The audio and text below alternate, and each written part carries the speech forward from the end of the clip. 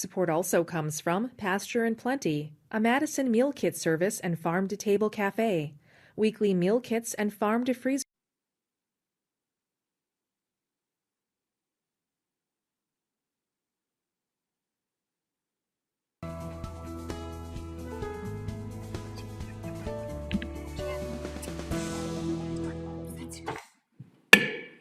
All right, it is 6 o'clock. The Finance and Personnel Committee is called to order. We will begin with the roll. Alder Bresmer?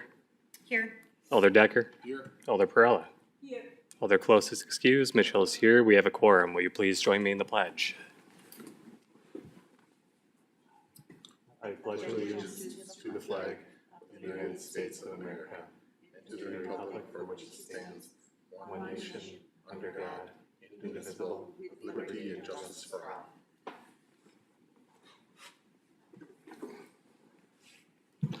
All right, that brings us to item number 4, the approval of the minutes from the meeting held on April 13th of this year. Do we have any discussion on those minutes? If not, we'd be looking for a motion to approve.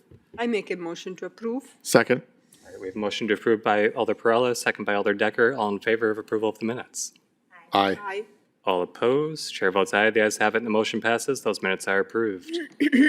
Next up is item 5, the public comment period. Do we have anybody wishing to speak this evening?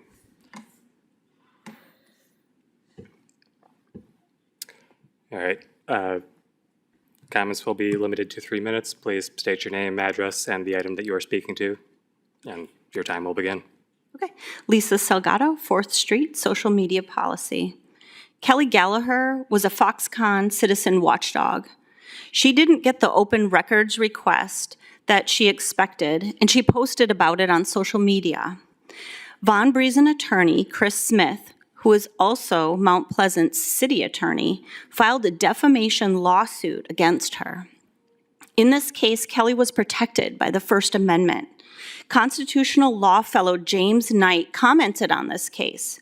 He said, "Today's decision was a victory for free speech and a defeat for government officials who would like their constituents to shut them up.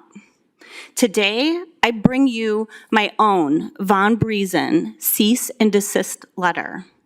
Interim City Attorney Nicholas Serwin charged taxpayers $2,847 to use a cutoff sentence in a news article to twist it and falsely accuse me. I called the news station to print the entire sentence, which they did.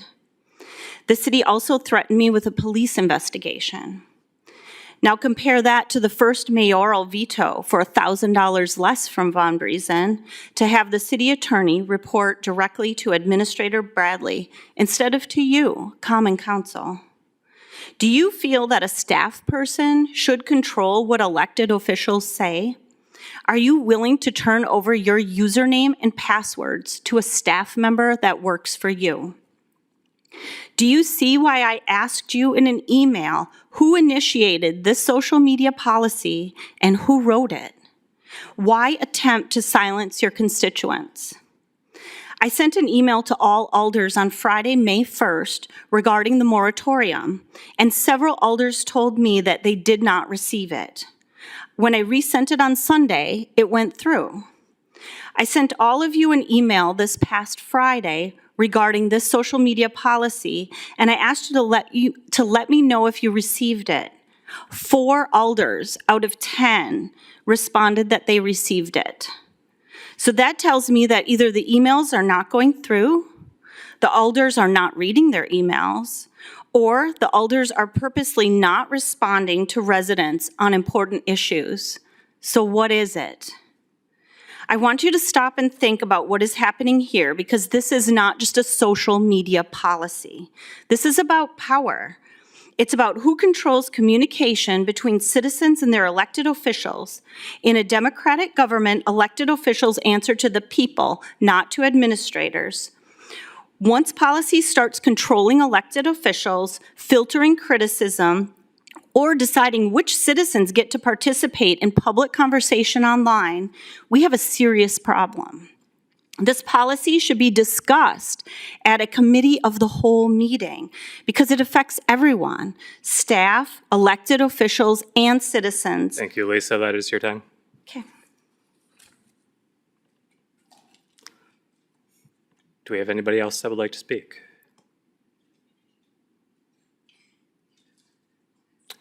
All right, seeing nobody else then, we will move on to item 6, which is report number 57 of 2526, submitting a summons and complaint in the matter of El Rancho LLC et al. Versus City of Sheboygan et al. This is simply a report documenting that the city has been served with a summons and complaint regarding the denial of an alcohol license application to El Rancho LLC. Is this one we'll want to hold until the matter is resolved, or?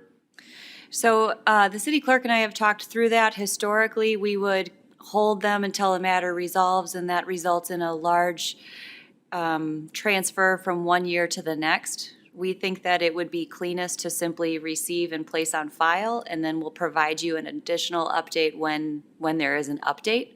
A lot of litigation extends over several years, so that just seems like it's cleaner for record-keeping purposes. I would be fully in favor of that. And well, first I'll ask, is there any discussion on the item? All right, if not, then I would ask for that motion to file. I make a motion to file. Second. All right, we have a motion by Alder Perella, second by Alder Decker. All in favor? Aye. All opposed? Chair votes aye. The ayes have it and the motion passes. That item has been filed. Next up is item 7, report number 6 of 2627, submitting a summons and complaint in the matter of U.S. Bank National Association versus estate of Diane D. Hutzel et al. This is a mortgage foreclosure action. The city typically gets notified of these lawsuits if the debtor owes money to the city as well, and then the city files a claim for surplus if the property is sold by sheriff's sale. Any questions or comments? If not, we'd be looking for a motion to file. I make a motion to file. Second. We have a motion by Alder Perella, second by Alder Decker. All in favor? Aye. All opposed? Chair votes aye. The ayes have it and the motion passes. That one is filed as well. Next up is item 8, resolution number 4 of 2627, adopting the City of Sheboygan social media policy. Thank you. You're hearing a lot about that. This document is the complete opposite of what Ms. Salgado is asserting. This is not a document governing citizen petitions to their government or citizen communications to their government. This is a document setting parameters of engagement for city employees to make sure that they're honoring individuals' First Amendment rights to free speech when they're using social media and other platforms to communicate with or about their government. So, for example, we have some posts that might go out that are for information only, right? That is a different type of post than something where we are working in concert with our residents to solve a crime or to, hey, we're taking feedback on this topic. We want to have a discussion with you. So what parameters should the employee that's making that post, what rules apply to that employee's post? How do they know what to do? Who do they work with to know how to do it? So this is a guiding tool for them. And what I'll say is that historically, the city has not had a citywide social media use policy. We had a social media policy for the library because they are heavy users of social media. They engage with our public regularly, every day. Our police department is a very heavy user of social media. Our public works department, very heavy user. Other departments hardly use it at all. So we didn't have a need to develop a citywide policy the way that we do now. As technology has shifted, as dialogue with governments have shifted more online, this policy is a tool to support those employees. To develop this policy, I worked with another attorney to get the draft that was circulated among every department head. Then, after that circulation was initially circulated, we met as department head multiple times to review the document. We talked through each department's particular use of social media to make sure that the document addressed everybody's current and desired uses of different platforms, and to make sure that the language was clear for the employee users that were going to be implementing it. Getting citywide feedback was critical. And so that's why you'll see in this policy that there are different types of social media accounts. Because for one department who may only need to use social media to get information out, there's another department that wants to engage with the public and have a dialogue about a particular topic or a reoccurring dialogue. So this document provides tools and understanding for the employees based upon the nature of their engagement with the public on social media platforms. Thank you, City Attorney. Do we have any questions, comments on?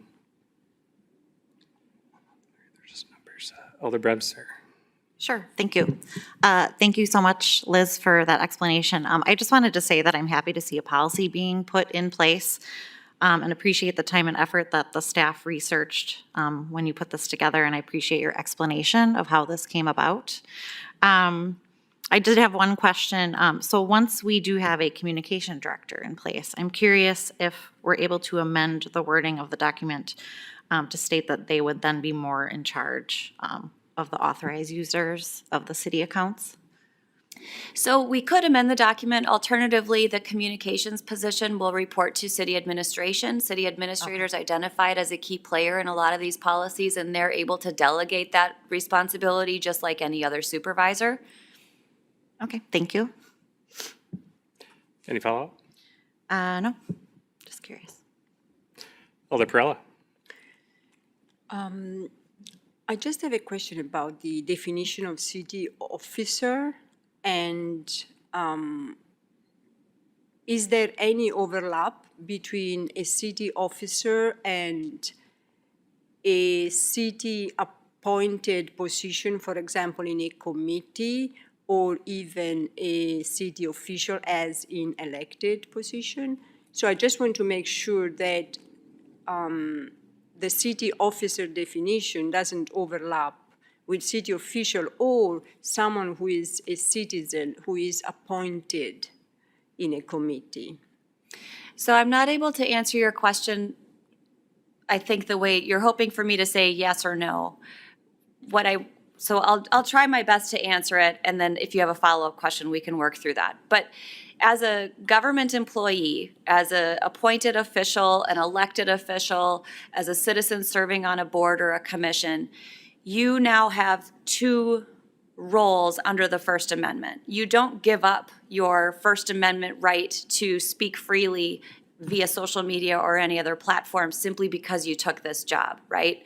But you also may or may not, depending on the nature of your role, have authority to speak on the city's behalf for official city business.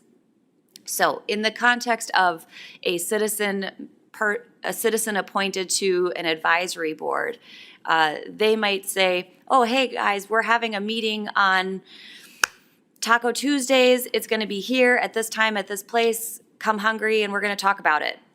Even though they do that on their personal social media platform, that's okay. If they're using their social media platform to, engage with the public in their official capacity, I sit on this board, I want to hear your feedback about this topic. Now that is an official action, and now that documentation, that communication is subject to public records laws, records retention laws, and things like that. So there is a dual capacity, if you will, for these members. And I think it's even more complicated for elected officials because your political communications as you're campaigning for re-election or for a different position, et cetera, as those campaign communications are not city communications, those are personal political communications. So now you have to think of the three different hats that you're wearing, one as a political entity trying to campaign on a topic or drum support or opposition for a topic, one as a representative of the city of Sheboygan and what those official communications look like, and then one in your individual capacity. I may want to tell you about my daughter's dance recital. I may want to also remind you that there's a winter snow emergency, and I can do both of those things on my personal page.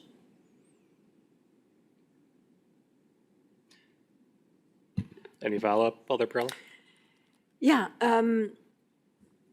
I truly appreciate your explanation. I have no concerns with this policy as it is, and I definitively would recommend it to the Common Council.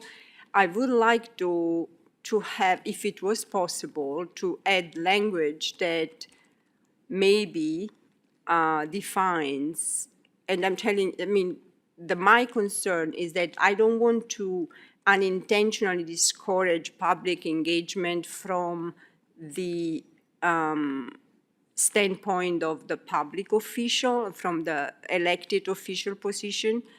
Pose that there are open meetings law that we all have to be aware of. I would like to minimize discouraging public engagement. And so that's my concern.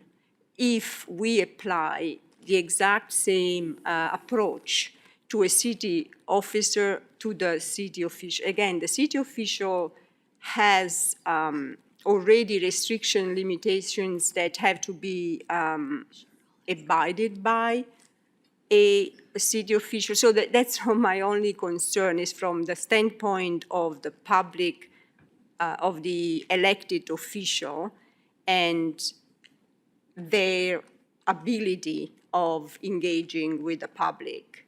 So the policy sets forth how each platform is going to be noticed. So some platforms, if you have a department-specific page that is intended to be a public dialogue, comments will be enabled on that, and there will be information on the platform's homepage that says, you know, this is an official page of the City of Sheboygan's Department of blank. You can see a copy of our social media policy here. But otherwise, there's really the only limiting factor on the dialogue type posts are the constitutional limitations, right? So you have a First Amendment right to say your piece. You may say that you think I should be put in jail, or that you think that someone is incompetent or power hungry. That's your right as a citizen. But you may not make a threat against me or a threat against my family, because that's not protected speech. So this policy is the bare minimum of what those protections are for city employees to deal with the type of feedback that they're getting from members of the public. There is nothing in here that says you may not use curse words at me, but there is something in here that says you may not post unlawful content, you know, sexual images of children, things like that. Things that our government at the federal level, at the constitutional level, has recognized that there's no protection for. Thank you. Administrator Bradley. Yeah, I think Liz hit most of that. The main part is this is this is basically regulating how we talk to the public and in official capacity. So it sounds like Alder Perella is kind of looking at this policy applying to, you know, your personal Facebook pages or different groups that you might be a part of. There's other laws and other rules that apply in how that's applied that have nothing to do with this policy. This is strictly in an official capacity, communicating on behalf of the city. That's where this policy applies, not in your personal capacity, not in your capacity as an elected official talking to your constituents, because you're not doing it through our social media channels on behalf of the city. Does that clarify it? It helps. Thank Okay. you. Alder Decker. Yes, thank you, Chair. I just wanted to just make a quick comment. I'm glad that we're doing this. I think it's really necessary that we have especially with having a communications person coming in, and we'll have with that position. And I think that having a set of guidelines to help people know exactly what to do in these positions, in these situations, I think is very important.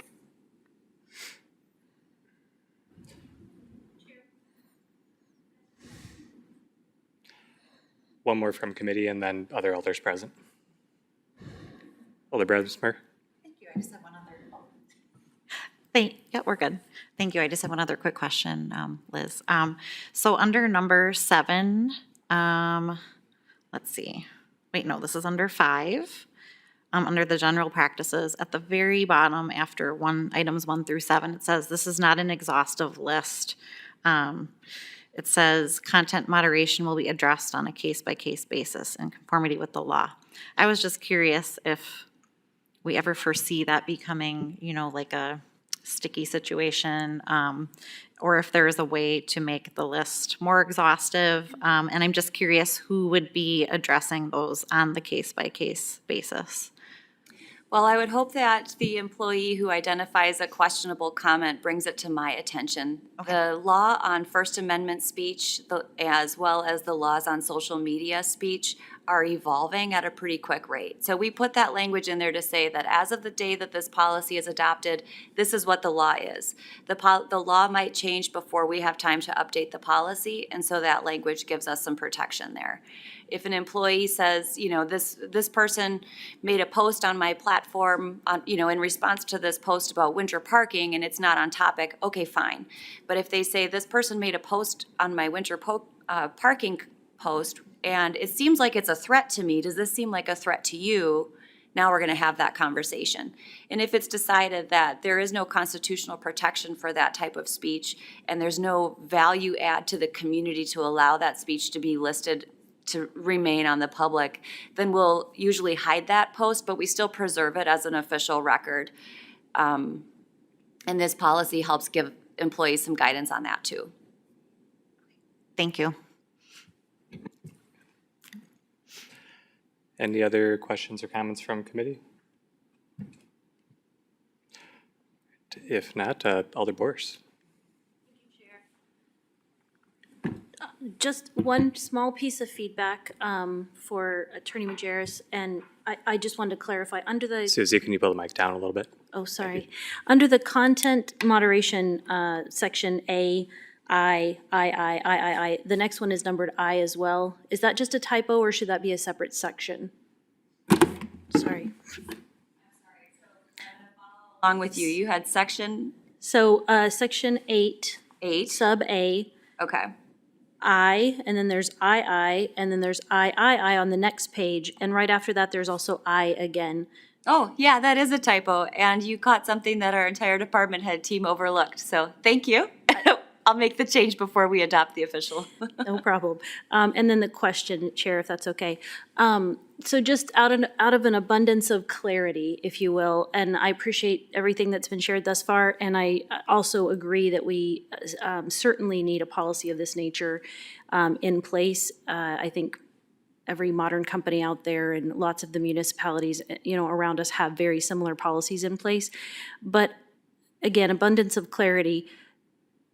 If I, as an elected official, want to have a Susie Boers Alder Facebook page or Instagram page, it is at my discretion to have that as an elected official because I do not speak for the city, and that would be my personal choice to do that, and it's at my discretion what I post, et cetera, as long as it's obviously not speaking for the city. Yep, and in accordance with the law, and what I would advise you and all of your peers to do if they are going to have an aldermanic Facebook page or a social media page would be to put some type of note on I know on Facebook you can have like your bio, or I don't know if Nextdoor or LinkedIn have something similar where it just says, this is not an official City of Sheboygan page, this is not monitored by city employees, this is this is Alderperson Boers's political page to engage with her constituents and that sort of thing. That little disclaimer is enough for us. And then just for a clarification, obviously, we've created that, that's our choice. The city has no access to that. We would not have to provide you with a username, password, et cetera. Those are for our personal use as alders. We would keep a partition there. We would expect that you would follow training and legal requirements as far as record retention and accessibility, because your communications, your written communications with residents or about city business are city records. And so in those events when we get a request for example, all communications between a person who spoke at public comment and members of council who were in the room that day, I'm going to send you all an email that says, we've received this request.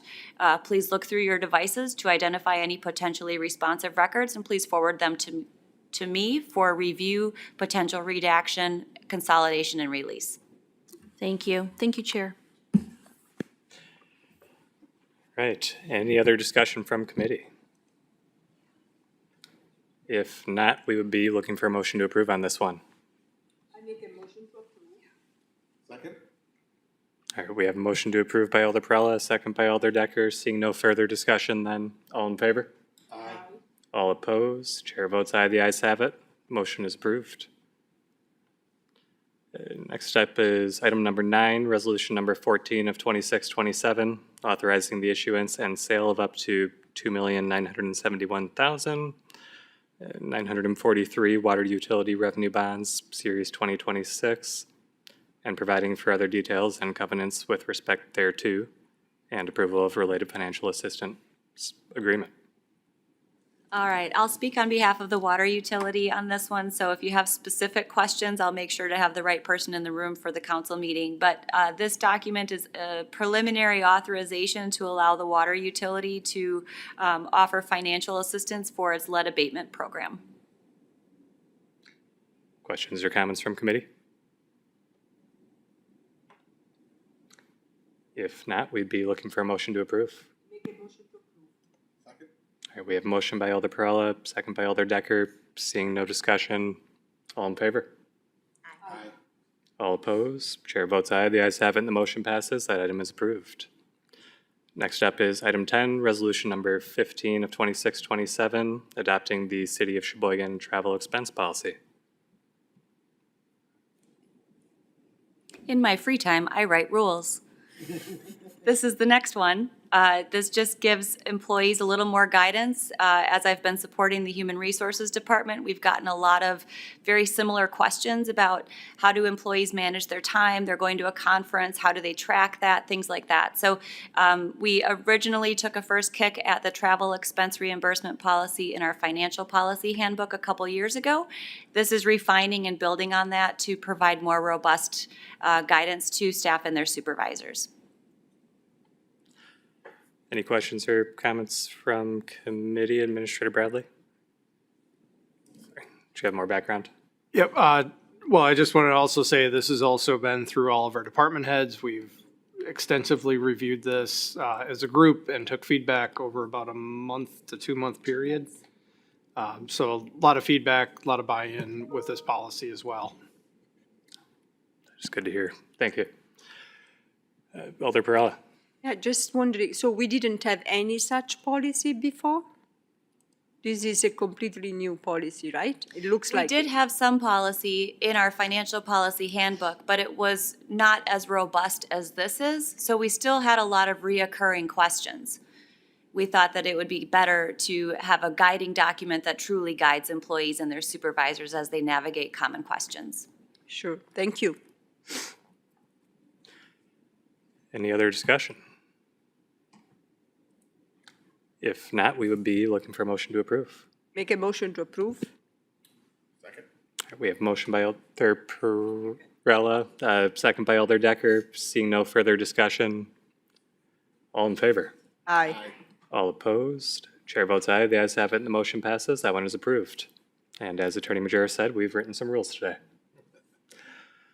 All right, the tentative date of our next meeting is going to remain tentative at this time due to the upcoming holiday. And with that, we have exhausted our agenda and are looking for a motion to adjourn.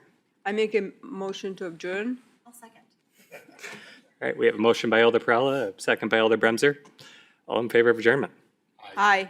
All opposed? Chair votes aye. The ayes have it and the motion passes. We are adjourned. Thank you, everybody.